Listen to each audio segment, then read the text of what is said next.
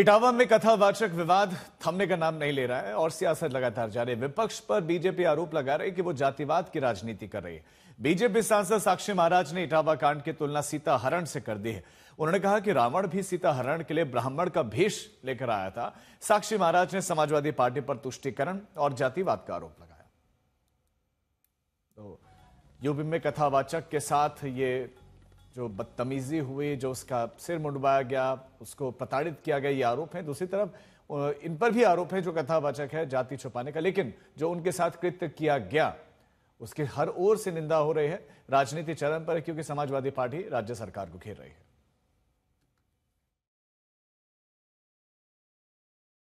जब जब समाजवादी पार्टी सत्ता में रही या सत्ता से बाहर रही तो जातिवाद और तुष्टीकरण, इनकी पार्टी की यही दो खंबे हैं जिस पर पार्टी टिकी हुई है, एक तुष्टीकरण, एक जातिवाद। इटावा की घटना भी ऐसी है। जिनकी उत्तरदारी कह रहे हैं उनके पास दो आधार कार्ड, एक में ब्राह्मण लिखा है, एक में यादव लिखा है। ये रोहंग्या है क्या जो वेश बदल करके देश में रह रहे हैं? ये आतंकवादी है जो छुप के रह रहे हैं? आप यादव यादव लिखो ना, कौन मना करता है? यादव लिख करके कथा करो, कौन रोक रहा है तुमको? समाजवादी पार्टी अध्यक्ष अखिलेश यादव ने इटावा के बहाने एक बार फिर बीजेपी को घेरा। कहा कि आरएसएस वाले इस पूरे मामले को उन्होंने भड़काया है। उन्नाव में देखो आप क्या हुआ। उन्नाव में सुनने में आया घटनाएं बहुत हुई हैं। तो लॉ एंड ऑर्डर क्या है? जब धार्मिक यात्राओं को भी सुरक्षा नहीं दे पा रही सरकार, उसमें भारतीय जनता पार्टी और आरएसएस के लोगों ने जाकर के उस घर परिवार के लोगों को बिगाड़ा है। आप जानकारी करिए।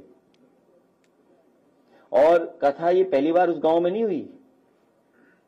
पहले भी जिन्होंने कथा की थी वो किस जाति के थे? अगर ये सवाल उठता है तो बाबा बागेश्वर धीरेन्द्र शास्त्री ने इटावा मामले पर राजनीति की आलोचना की और उन्होंने कहा कि कोई भी हिंदू कथावाचन कर सकता है, इसमें जाति का कोई प्रश्न ही नहीं है।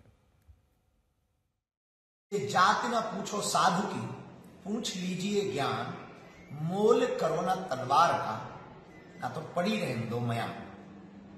भगवान की कथा, भगवत चर्चा, सत्संग, सनातन का प्रचार किसी जाति विशेष का नहीं है। भगवत चर्चा और सत्संग, भगवान की वार्ता, भगवत कथा को कहने का अधिकार सबको है।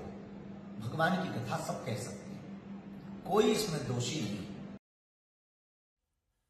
कथावाचक कांड के बाद से इटावा में ब्राह्मणों के गांव पर हमले का प्रयास किया गया और पुलिस को भी इसमें निशाना बनाया गया और अब पुलिस ने इस केस में 19 लोगों को गिरफ्तार किया है। बाकी उपद्रवियों को पुलिस तलाश कर रही है। वहीं आरोपियों के परिवार वालों का कहना है कि पुलिस ने ये गिरफ्तारियां फंसाने के लिए की है। पता नहीं यहाँ कैसा, क्या प्रशासन, क्या सरकार कौन सी नीतियों से मतलब ये उल्लंघन कर रही है। सारे बच्चे, पढ़े लिखे बच्चों को अरेस्ट कर रही है। जिनने जो किया हो तो उन बच्चों को खोजबीन करे, उन बच्चों को पकड़ा जाए। लेकिन जो बच्चे निर्दोष हैं उनको क्यों फंसाया जा रहा है? हाल हो रहा था, जो गए इधर से गए तो उधर हो रहा है बवाल। ऐसे पकड़ लिए, बंद कर दिए। अब बीटेक बच्चा कर रहे हैं, इनकी जिंदगी खराब कर रहे हैं।